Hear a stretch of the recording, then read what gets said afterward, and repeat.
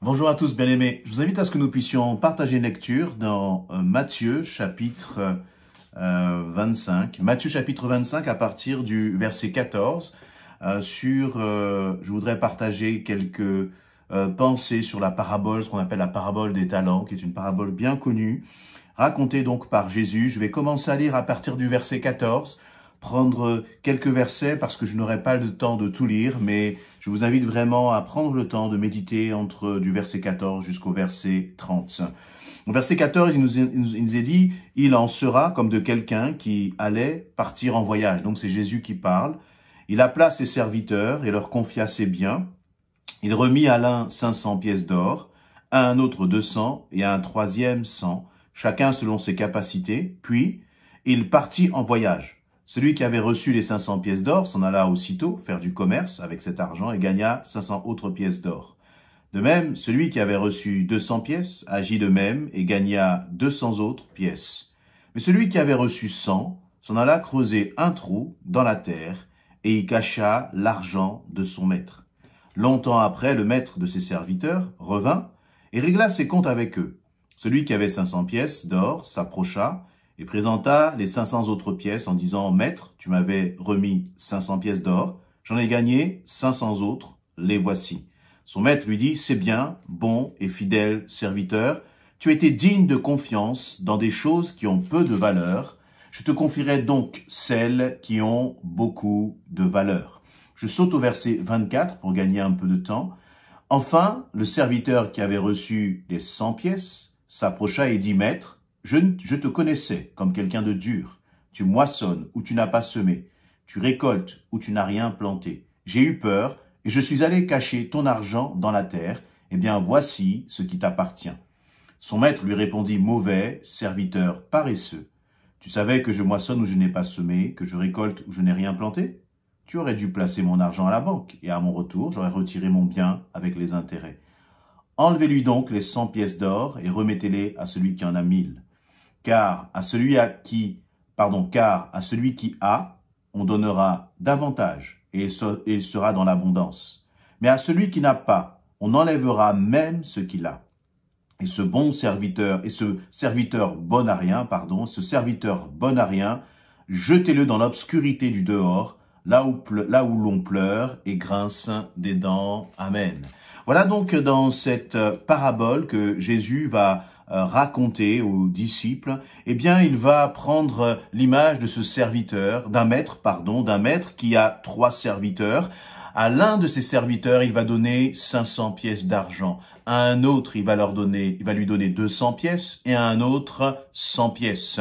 Et donc, le Seigneur va leur confier, le serviteur va leur confier ses biens, il va leur confier ses biens, donc leur faire preuve de confiance, manifester de la confiance à l'égard de ses serviteurs, et il leur prévient qu'il va revenir. Et lorsqu'il va revenir, eh bien, le maître demande des comptes aux serviteurs. Le premier qui avait reçu 500 a gagné 500 de plus. Il a investi, il a œuvré pour son maître, et il a gagné 500 de plus. Le deuxième, qui avait 200 pièces, en a gagné, lui aussi, 200 de plus. Donc, il a investi, il a travaillé pour son maître, et il a eu la même félicitation que pour celui qui avait 500, puisque le maître lui a dit « C'est bien, bon et fidèle serviteur, tu as été digne de confiance dans les choses qui ont peu de valeur, et je t'en confierai donc celles qui ont beaucoup de valeur. » Et je crois que l'une des plus belles récompenses que ce serviteur a eues de par son maître, c'est « Viens te réjouir avec moi. Viens te réjouir avec moi. » Et puis le troisième, qui en avait 100 pièces, lui a dit, eh bien, il n'a rien fait avec ses pièces. Il les a tout simplement, il n'a pas du tout investi, il n'a pas du tout travaillé ses pièces, et il a fait des reproches à son maître en disant « Tu as un cœur trop dur, tu récoltes là où toi-même tu n'as rien fait. » Vous voyez ? Et le maître lui reproche en disant « Mais tu aurais pu au moins les placer en banque, ça aurait généré quelques intérêts. » Mais ce serviteur, ce troisième serviteur, a été négligent. Il a cherché des excuses en accusant même son maître. Or, il nous est dit que ce maître lui a fait confiance.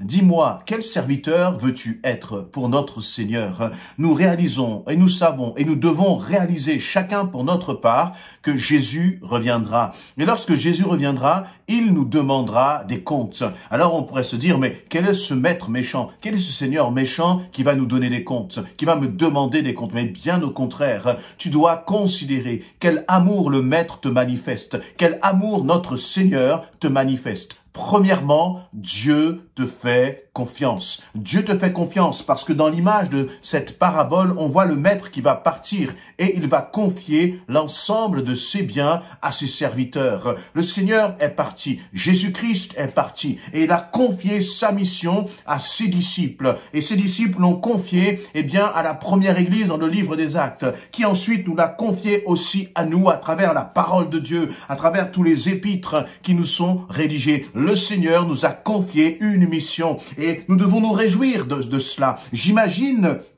la tête de ses premiers serviteurs, le cœur de ses premiers serviteurs, lorsque le maître est parti et qu'ils se sont vus remettre 500 pièces et l'autre 200 pièces, combien on peut-il se réjouir en disant « Waouh, le maître me fait confiance, je vais travailler pour mon maître ». Mais est-ce que tu réalises que en toi aussi, Dieu a placé des dons, Dieu a placé des talents pour sa gloire, pour son royaume? Est-ce que tu te réjouis de cela ou est-ce que tu es impressionné? Ou est-ce qu'au contraire, tu te dis « Seigneur, merci pour le don que tu m'as donné. Merci pour le don dans la musique. Merci pour le don peut-être dans, dans le chant. Merci dans le don dans la prédication. Merci dans le don pour la comptabilité, dans la gestion de la trésorerie. Merci Seigneur pour le don que tu m'as donné dans l'hospitalité ou je ne sais quoi d'autre. Ce qui est certain, c'est que comme pour ces trois serviteurs, Dieu a mis des dons en toi. Et comment est-ce que tu réagis face à ces dons? Est-ce que tu réalises la confiance et l'amour que le Seigneur te porte pour te dire, je pars, mais toi, personnellement, qui que tu sois, tu peux t'appeler Martine, Jean-Paul, Mohamed ou je ne sais quoi, Jésus-Christ t'a confié des dons. Et toi qui es enfant de Dieu, ces dons, le Seigneur te dit, je te fais confiance. Mais parce que je te fais confiance, tu portes une responsabilité sur tes épaules, comme ces trois serviteurs. Réjouis-toi de ce que le Seigneur t'a donné un don. Mais remarquons que ces dons, ce n'était pas pour ces hommes-là. C'est les deux premiers, ont multiplié les talents. Un avait 500, il a multiplié par 2. L'autre avait 200, il a rajouté 200 supplémentaires. Mais ce qui est intéressant, c'est qu'ils n'ont rien gardé pour eux. Celui qui avait 500 n'a pas dit, je te donne 450, Seigneur, et je reprends et je garde 50 pour moi, parce que je les mérite bien. Ils ont œuvré, non pas pour eux-mêmes, pas pour leur propre cause, mais ils ont œuvré pour leur maître, comme nous sommes appelés à œuvrer pour notre Dieu. 1. Le Seigneur a placé des dons en toi. 2. Réjouis-toi de la confiance que le Seigneur t'accorde. Et ensemble, soyons dignes de cette confiance de notre Père et œuvrons non pas pour nous-mêmes, non pas pour notre propre satisfaction, mais pour notre Père céleste.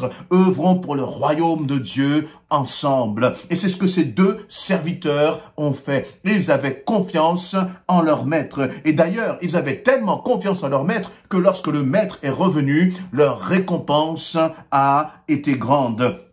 Et le maître leur a dit, viens te réjouir avec moi. Et c'est le désir de mon cœur. Et ça doit être, je crois aussi, le désir de ton cœur, que nous puissions nous réjouir avec notre Seigneur, que nous puissions ensemble célébrer justement le retour de notre Seigneur. Mais il est clair que le retour du Seigneur se prépare maintenant. C'est pas lorsque le Seigneur, le maître est revenu que, le troisième serviteur devait courir pour essayer de multiplier les dons. C'était trop tard. C'est maintenant. C'est aujourd'hui. C'est tout de suite que le Seigneur te demande de mettre à contribution les dons qu'il a placés en toi. Il te demande de les investir pour son royaume. Alors, ne tardons plus, ne perdons pas de temps, mais réjouissons-nous parce que, et c'est une forme de reconnaissance, lorsque quelqu'un qui est important vient vous confier une mission, vous ressentez, de la satisfaction. Il y a un honneur à cela. C'est comme si, vous prenez les grands de ce monde, le président président de la République qui frappe à votre porte et qui vous dit, écoute, je te fais confiance,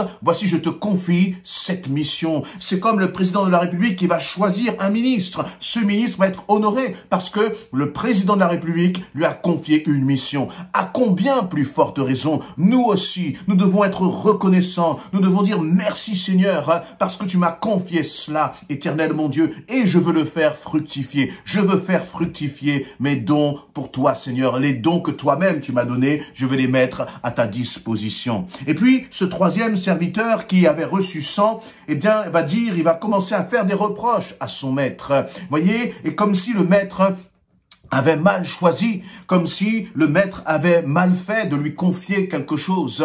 Et toi, comment est-ce que tu te comportes avec ton Seigneur? Est-ce que tu te dis, mais Seigneur, tu mets ce projet dans mon cœur, mais j'ai peur, ou je ne me fais pas confiance, ou je crois que je ne vais pas réussir, ou j'ai peur de l'échec. Peu importe tout cela, réalise qui a mis ses dons en toi. Et celui qui a mis ses dons en toi, eh bien, il te fait confiance. Le Seigneur place sa confiance en toi parce qu'il sait que lui-même, il va t'accompagner, que lui-même va être ton soutien. Ce n'est pas par ta propre chair, ce n'est pas par tes propres capacités, mais tu dois simplement te lever et dire, Seigneur, j'irai. Seigneur, je ferai selon ta volonté parce que c'est toi qui me le demande. C'est toi, Seigneur, qui me confie cela. Et parce que tu me confies cela, je crois que tu ne te trompes pas au Seigneur et moi je peux m'appuyer sur toi. Moi je peux te faire confiance et j'irai, Seigneur mon Dieu, sur ton ordre. Et vous voyez, ce qui est intéressant,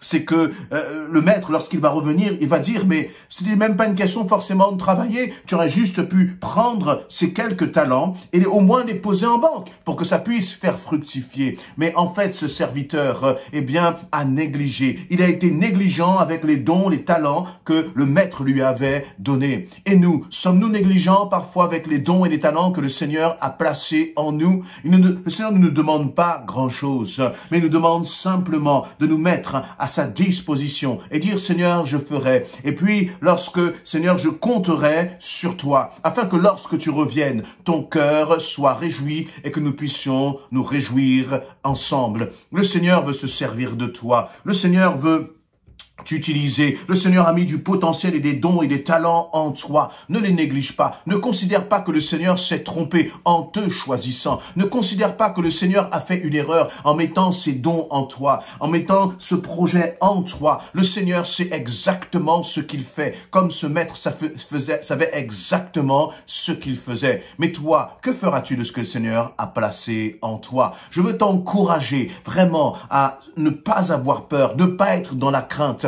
ne pas compter sur tes propres forces, mais à faire pleinement confiance au Seigneur et tu verras combien le Seigneur multipliera. D'ailleurs, il nous est dit que celui qui avait reçu 500, il a multiplié. Donc, il avait 1000. Et en plus des 1000, il a eu les 100 supplémentaires. Dieu bénira à travers toi. Fais-lui pleinement confiance et réalise qu'il y aura un temps où chacun d'entre nous, nous aurons à rendre des comptes devant notre Père. Et il faut que ce soit pour toi comme pour moi un temps de réjouissance, comme pour celui qui avait 500 et celui qui avait 200. Soyez encouragés et bénis et comptons encore ensemble sur le Seigneur à travers toi, à travers moi, par sa grâce, il agira. Amen.